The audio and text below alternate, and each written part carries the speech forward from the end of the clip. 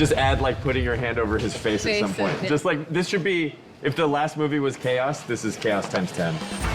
There always has to be a personal connection for me, something I can relate to. And I never thought of it in terms of like, we gotta go big, we gotta make this gigantic. To me, it was just reminding myself of what it felt like to be about to graduate high school. John has an essential, like, Peter Parker-ness. Jon Watts is everything. This is his vision, his movie. He has complete command. You can see his progression from Homecoming to now, in that he really is on his game right now. Bravo!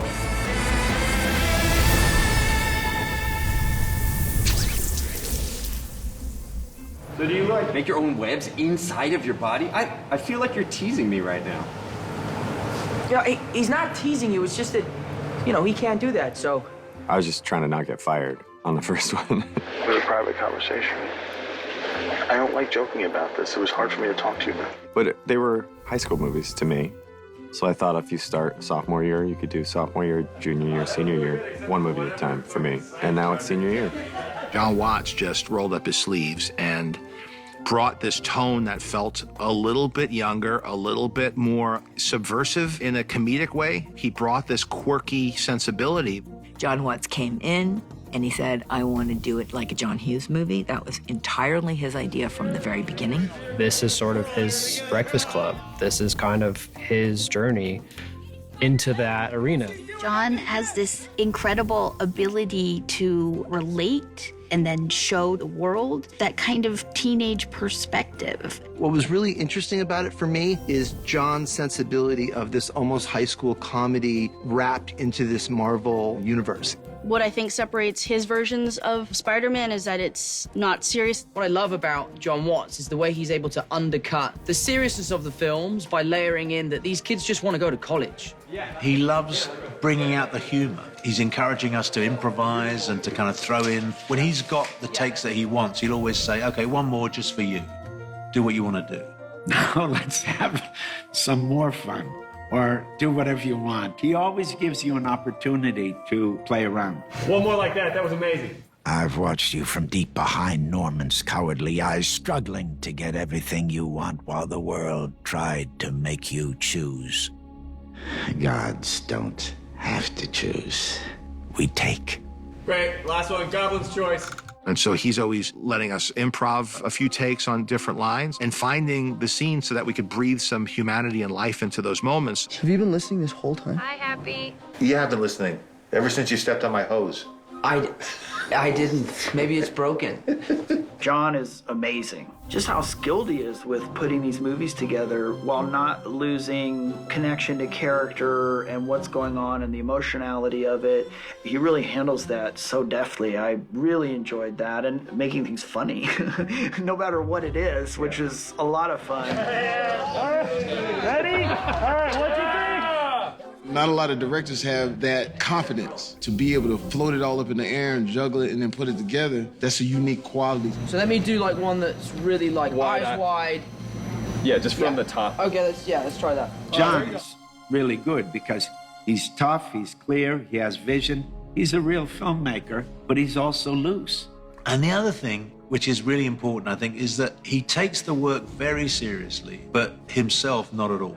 I feel like if that's like any indication of what he is like as a director, he's just very smart and like he knows what he wants. Not a pushover. Not afraid to say, that doesn't work.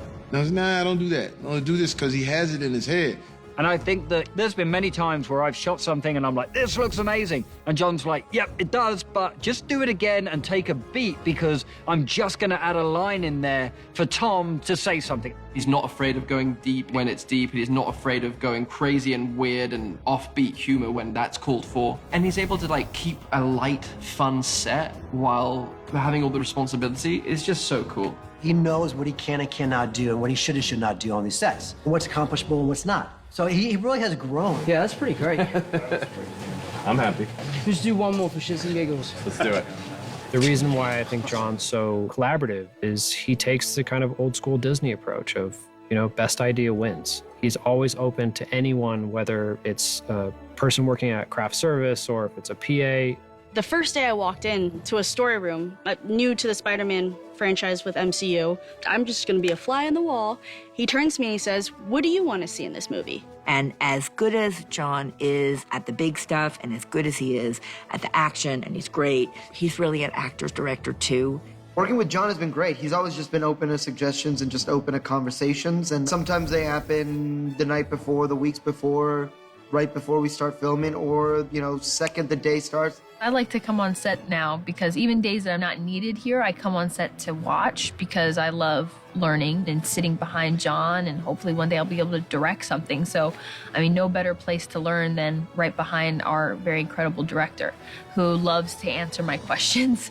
He's never above just putting himself out there, being with the actors as they're trying to figure it out. On set, we collaborate. He gives me line readings that are so good. And then at the end, I think it looked back, it's like, so who's coming with me? Someone's coming with me. Yeah.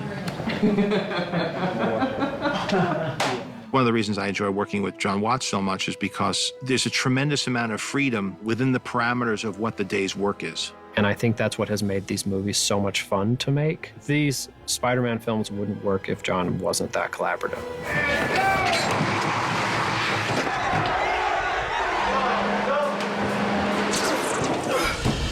On the first movie, he was nervous, and now he's just like this baller director. You know how people kind of level up in a video game? That's sort of Jon Watts through like 3 movies. Jon Watts has done such a wonderful job of creating this genre of superhero movie that kind of hasn't been told before. It's great to just go back to Homecoming and Far From Home and figuring out any other things that we could connect, because I just want it to be a complete world where you can see things in this movie that are referencing back to things in the first movie, so that it does feel like one story that we've been telling over 3 movies. It's really nice to have a level of that positive reinforcement of oh, you didn't completely it up, screw it up. Sorry. Yeah, what is this one soundbite that will actually be in this that you want me to say?